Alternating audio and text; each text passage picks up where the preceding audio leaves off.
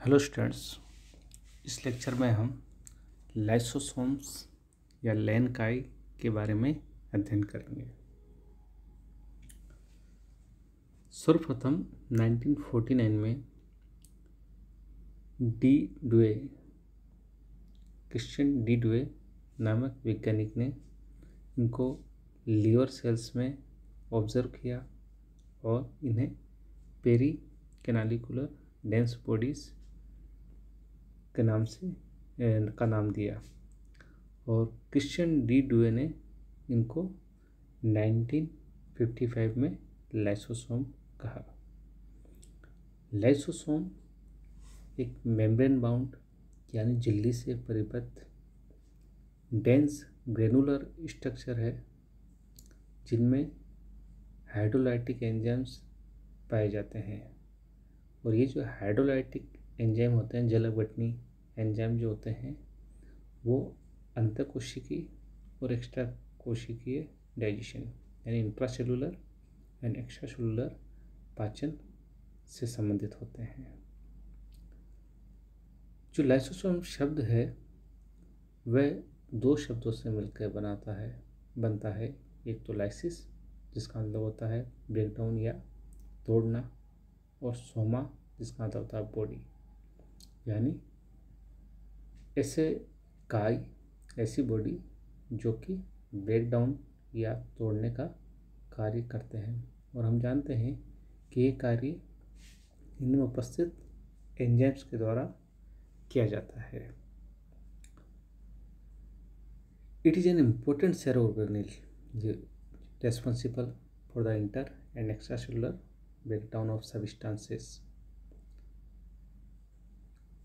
ये कॉमनली पाए जाते हैं जंतु कोशिका में और कुछ लोअर प्राणकोश में, जैसे कि स्लाइम मोल्ड्स, सेप्रोफाइटिक फंजाई आदि।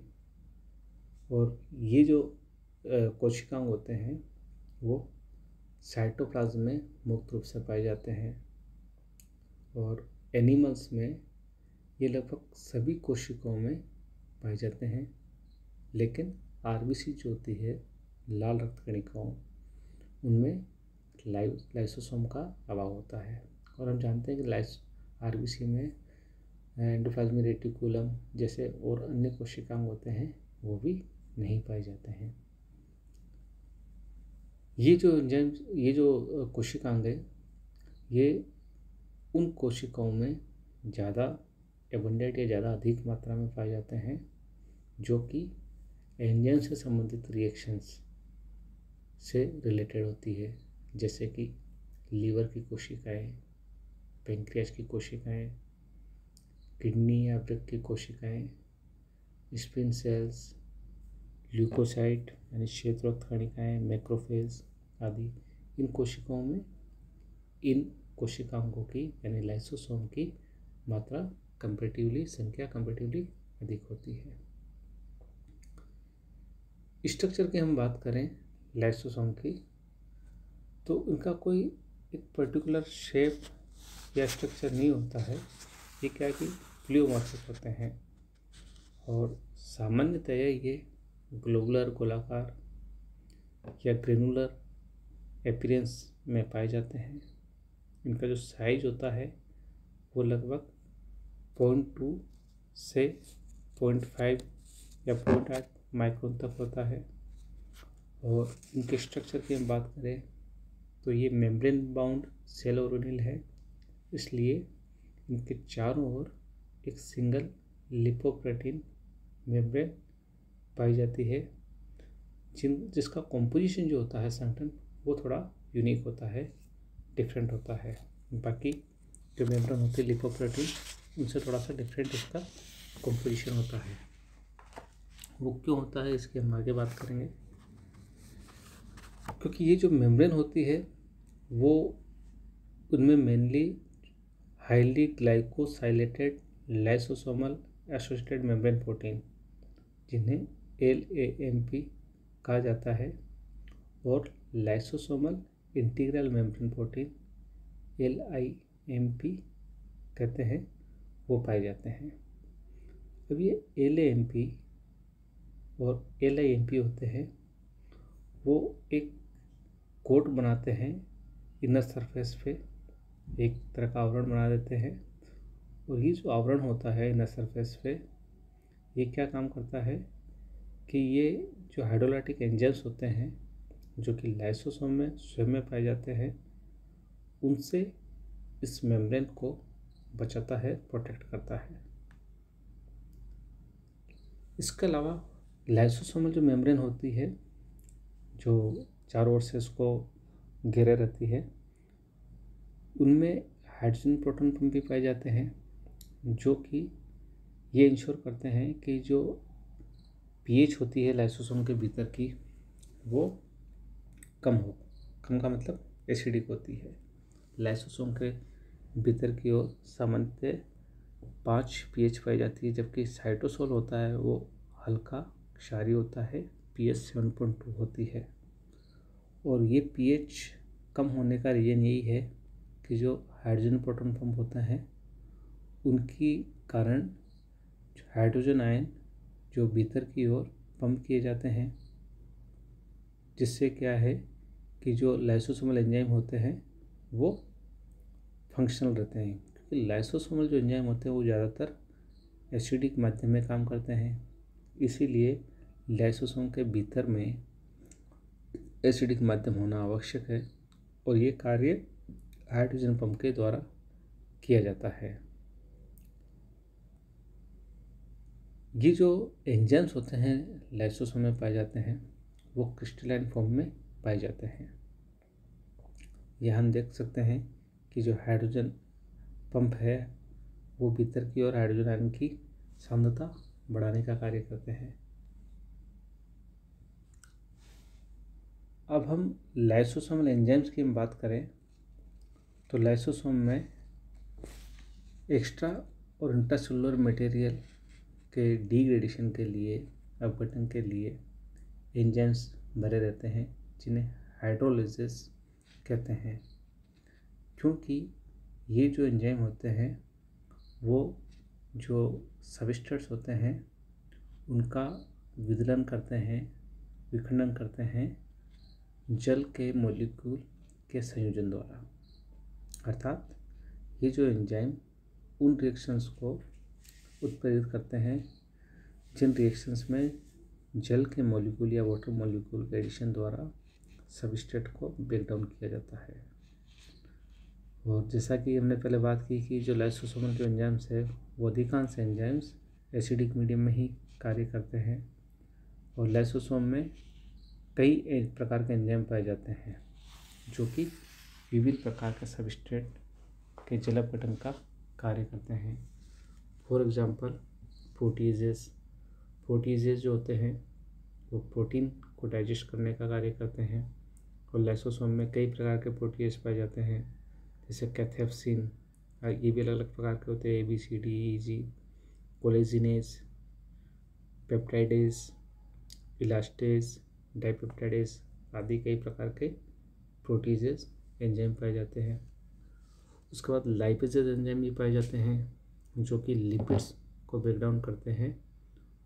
और लाइपेजेज कई प्रकार के होते हैं, जैसे एस्ट्रेजेज, फॉस्फोलाइपेजेज, स्फिंगोमाइलिनेज। उसके बाद एमाइलेज भी पाए जाते हैं और एमाइलेज का कार्य होता है ये कार्बोहाइड्रेट को डिग्रेड करने का कार्य करते हैं। उसके बाद न्यूक्लियसेज जो होते हैं वो पॉलीन्यूक्लियोटाइड का ब्रेकडाउन करते हैं, पॉलीन्यूक्लियोटाइड का जल अपघटन करते हैं। न्यूक्लियोटाइड भी acid ribonuclease, acid deoxy ribonuclease आदि प्रकार के होते हैं जो कि क्रमशः RNA और DNA पे रिएक्शन करते हैं। उसके बाद सल्फेटेजेस होते हैं, जो सल्फेटेजेस सल्फेट एस्टर्स को ब्रेक डाउन करते हैं। फॉस्फेटेजेस होते हैं, वो फॉस्फेटेजेस क्या कार्य करते हैं कि ये फॉस्फेट एस्टर्स को ब्रेक डाउन करके मोनोफॉस्फेट्स बनाते हैं। और फॉस्फेटेजेस के एग्जांपल जैसे एसिड फॉस्फेटेज, एसिड फॉस्फोडाइएस्टरेजेस आदि। इस प्रकार कई प्रकार के एंजाइम्स लाइसोसोम में पाए जाते हैं जो कि विभिन्न पदार्थों के जल अपघटन का कार्य करते हैं। अब हम बात करते हैं लाइसोसोम्स की पॉलीमॉर्फिज्म की, यानी बहुरूपता। तो बहुरूपता क्या है कि लाइसोसोम जो होते हैं वो डिफरेंट सेल्स में डिफरेंट फॉर्म में पाए जाते हैं, डिफरेंट प्रकार के होते हैं, जिनको प्राइमरी, सेकेंडरी या टर्शियरी प्रकार में डिवाइड किया जाता है। अब ये प्राइमरी लाइसोसोम क्या है, ये ओरिजिनल लाइसोसोम होते हैं, जो कि यहाँ पे जैसा कि दिया गया है, प्राइमरी लाइसोसोम ये गोल्गी आर्टरीज वेसिकल्स होते हैं, जो कि ओरिजिनल लाइसोसोम होते हैं। ये डायरेक्टली एंडोप्लाज्मिक रेटिकुलम या गोल्गी कॉम्प्लेक्स से बने होते हैं, और इनके जो एंजाइम्स होते हैं वो राइबोसोम्स में संश्लेषित होते हैं। दूसरे हैं सेकेंडरी लाइसोसोम। सेकेंडरी लाइसोसोम्स ये दो प्रकार के होते हैं, एक तो हेटेरोफेगोसोम्स और दूसरे ऑटोफेजिक वैक्यूल। हेटेरोफेगोसोम्स जो होते हैं वो उनको फेगो लाइसोसोम्स भी कहा जाता है या हेटेरोफेजिक वैक्यूल भी कहा जाता है। इनका निर्माण होता है जब एंडोसाइटोसिस होता है, उनके द्वारा जो फूड वैक्यूल्स बनती है उन्हें फेगोसोम्स कहते हैं। और जब ये फेगोसोम्स जब प्राइमरी लाइसोसोम के साथ बाउंड होते हैं, एसोसिएट होते हैं, तो उस कंडीशन में सेकेंडरी लाइसोसोम्स का निर्माण होता है। और सेकेंडरी लाइसोसोम में फूड मटेरियल और वो जो होते हैं वो लाइसोसोम के एंजाइम्स के द्वारा डाइजेस्ट किए जाते हैं। जो डाइजेस्टेड जो मटेरियल होते हैं वो साइटोप्लाज्म में विसरण द्वारा या डिफ्यूजन द्वारा या एक्टिव ट्रांसफर द्वारा पुनः पहुंचाए जाते हैं। दूसरा जो प्रकार है सेकेंडरी लाइसोसोम का वो है ऑटोफेजिक वैक्यूल्स या ऑटोफेगोसोम्स। ये तब बनते हैं जब कोशिकांग जैसे एंडोप्लाज्मिक रेटिकुलम, माइटोकॉन्ड्रिया आदि प्राइमरी लाइसोसोम के साथ बाउंड हो जाते हैं तो ऑटोफेगोसोम्स बनते हैं। और लीवर सेल्स में जब स्टार्वेशन या अनशन वाली कंडीशन होती है तब ये सामान्यतः देखे जाते हैं। तीसरा जो प्रकार है टर्शियरी लाइसोसोम या रेजिडुअल बॉडीज बोलते हैं, जिन्हें टीलोलाइसोसोम भी कहा जाता है।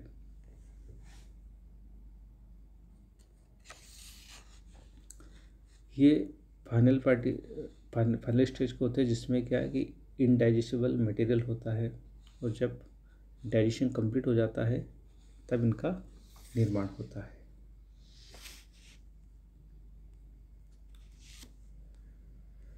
अब हम बात करते हैं लाइसोसोम के फंक्शंस की, कि लाइसोसोम किस प्रकार से कार्य करते हैं, क्या क्या कार्य करते हैं लाइसोसोम, इसकी हम बात करें तो सबसे पहला जो उनका कार्य है वो है इंट्रासेलुलर डाइजेशन। जैसा कि हमने बात की कि अंतःकोशिकीय डाइजेशन के अंतर्गत ये हेटेरोफेगी और ऑटोफेगी दोनों प्रोसेस के द्वारा डाइजेशन का कार्य करते हैं। हेटेरोफेगी में तो हमने देखा कि जब सेकेंडरी लाइसोसोम बनते हैं तो वो क्या फूड वैक्यूल के साथ जो फेगोसोम्स आते हैं उनके साथ प्राइमरी लाइसोसोम बाइंड्स होके ये हेटेरोफेगी द्वारा डाइजेशन का कार्य करते हैं। ऑटोफेगी में ये स्वयं कोशिकांगों का ही डाइजेशन करते हैं। दूसरा है एक्स्ट्रासेलुलर डाइजेशन, कि इस तरीके में क्या होता है कि लाइसोसोम के एंजाइम से वो लाइसोसोम द्वारा कोशिका के बाहर की ओर मुक्त कर दिए जाते हैं। फॉर एग्जांपल बोन्स की जो ऑस्टियोक्लास्ट कोशिकाएं होती है वो एंजाइम्स को बाहर की ओर स्रावित करती है, मुक्त करती है, जो कि बाहर कोशिका के बाहर की ओर जो कार्बनिक मैट्रिक्स होता है उसको अपघटित करते हैं ये एंजाइम। तीसरा जो उनका फंक्शन है वो है removal of cells extra cellular material and debris by autolysis. ये चीज़ हमें तब देख सकते हैं जब मेटामॉर्फोसिस होते हैं फ्रॉग में। फॉर एग्जांपल फ्रॉग में क्या होता है, जो टेडपोल में जो टेल होती है, लेकिन यंग में जब वेस्ट हो जाता है तो उसमें टेल नहीं होती है। तो जो टेल वाला जो हिस्सा होता है वो कैथेसिन जैसे जो एंजाइम्स होते हैं लाइसोसोम के, उनके द्वारा डाइजेस्ट कर दिए जाते हैं। दूसरा अपन एग्जांपल देते हैं रेग्रेशन ऑफ ऑर्गन्स, कि एम्ब्रियोज में क्या होता है कि वोल्फियन और मुलेरियन जो डक्ट्स होती है वो क्रमशः फीमेल्स पे और मेल एम्ब्रियो में लाइसोसोम्स के एंजाइम्स द्वारा इनका रेग्रेशन किया जाता है। दूसरा जो इसके अलावा जो एग्जांपल है वो म्यूकस लाइनिंग और आउटर लाइन जो स्किन होती है उसका लाइसिस होता है। उसका लेन जो होता है वो भी राइबोसोम्स के द्वारा होता है। उसके बाद राइबोसोम्स हार्मोन्स का सिक्रेशन में भी बहुत महत्वपूर्ण रोल प्ले करते हैं। इसका एग्जांपल ये है कि आयोडोथायरोग्लोबुलिन जो कि थायराइड ग्लैंड में बनते हैं, वो प्रोटीज एंजाइम द्वारा जब डाइजेस्ट किए जाते हैं तो थायरोक्सिन और ट्राईआयोडोथायरोनिन, जिन्हें T3 और T4 कहते हैं, वो मुक्त करते हैं। तो प्रोटीज एंजाइम की एक्टिविटी जो कि लाइसोसोम में होती है ये बहुत महत्वपूर्ण होती है। लाइसोसोम में ये एंजाइम होते हैं, ये महत्वपूर्ण होती है आयोडोथायरोग्लोबुलिन से T3 और T4 मुक्त करने में।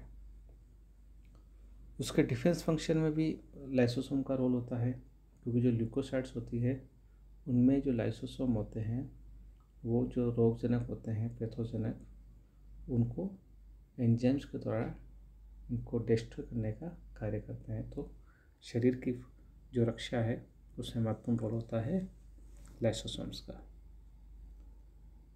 फर्टिलाइजेशन की हम बात करें तो एक्रोसोम जो होता है उसमें प्रोटीएज, हाइल्यूरोनिडेज, एसिड फॉस्फेटेजेज आदि एंजाइम पाए जाते हैं और ये योग के डाइजेशन का भी कार्य करते हैं। एक्रोसोम तो फर्टिलाइजेशन में काफ़ी ये रोल प्ले करते हैं ये एंजाइम।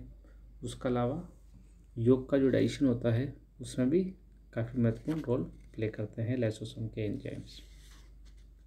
अभी जो लाइसोसोम जो होते हैं उनका कुछ डिजीज से भी संबंध होता है। वो क्या है उसको हम देखें कि एक तो होता है accumulation of exogenous and indigestible material, वो मटेरियल जिनको डाइजेस्ट नहीं किया जा सकता है उनका एक्यूमुलेशन। फॉर एग्जांपल सिलिका और एस्बेस्टस जो होती है वहाँ पे जो मजदूर काम करते हैं उनके इन्हेलेशन यानी श्वास के द्वारा ये चीज़ें सिलिका और एस्बेस्टोस लंग्स में जाती है, जिससे क्या होता है कि लंग्स की जो सेल्स है उनमें लाइसोसोम की जो मेम्ब्रेन है उनकी पारगम्यता बढ़ जाती है। पारगम्यता बढ़ जाती है तो क्या होगा कि जो लंग्स की कोशिकाएं हैं उनका लयन शुरू हो जाता है, लाइसिस शुरू हो जाता है और इससे सूजन आ जाती है। सूजन आ जाने से फाइब्रोसिस की कंडीशन हो जाती है, जिसे सिलिकोसिस या एस्बेस्टोसिस कहते हैं। दूसरी कंडीशन है extra cellular release of lysosomal enzyme. जो जॉइंट्स होते हैं लंबी बोन्स के, वहाँ पे लाइसोसोम के जो एंजाइम्स होते हैं वो मुक्त जब होते हैं तो वो एंजाइम्स क्या करते हैं कि जो उपास्थियाँ होती है कार्टिलेजेस उनका पाचन कर देते हैं, जिसके फलस्वरूप रूमेटॉइड आर्थराइटिस जैसी कंडीशन उत्पन्न हो जाती है। एक और कंडीशन है ब्रेकेज ऑफ क्रोमोसोम्स, यानी क्रोमोसोम का टूटना। ये डीएनए जैसे एंजाइम्स होते हैं वो क्रोमोसोम्स का ब्रेक डाउन कर देते हैं। फॉर एग्जांपल जैसे माइलॉइड ल्यूकेमिया जो होता है वो 21 क्रोमोसोम होता है, उसमें डिलीशन के कारण होता है। 21 क्रोमोसोम का कोई एक हिस्सा डीएनए एंजाइम के द्वारा रिमूव हो जाता है, उस कंडीशन में माइलॉइड ल्यूकेमिया जैसी बीमारी हो जाती है। इसके अलावा स्टोरेज डिजीज है तो वो भी लाइसोसोम से एसोसिएटेड होती है, क्योंकि लगभग 20 जन्मजात डिजीज ऐसी है जो कि लाइसोसोम के किसी न किसी एंजाइम की कमी के कारण होती है, जिन्हें स्टोरेज डिजीज कहते हैं। और जब इन एंजाइम की कमी हो जाती है तो जो एंजाइम नहीं पाया जाता है उसका जो सबस्ट्रेट होता है जिसके ऊपर वो एंजाइम होता तो कार्य करता, वो सबस्ट्रेट वो पदार्थ अधिक मात्रा में इकट्ठे हो जाते हैं। फॉर एग्जांपल ग्लाइकोजेनेसिस जिसे पॉम डिजीज कहते हैं, ये ग्लूकोसाइडेज जो एंजाइम हैं उनकी जब लीवर और मसल में कमी हो जाती है तो ये पॉम डिजीज हो जाती है, क्योंकि ये जब ये एंजाइम नहीं होगा तो ग्लाइकोजन का लाइसिस नहीं होगा और ग्लाइकोजन का एक्युमुलेशन हो जाएगा, जमा हो जाएगा। तो इस प्रकार हमने देखा कि लाइसोसोम जो होते हैं वो बहुत ही महत्वपूर्ण कोशिकांग होते हैं जो मेनली इंट्रासेलुलर और एक्स्ट्रा सेलुलर पाचन से संबंधित होते हैं।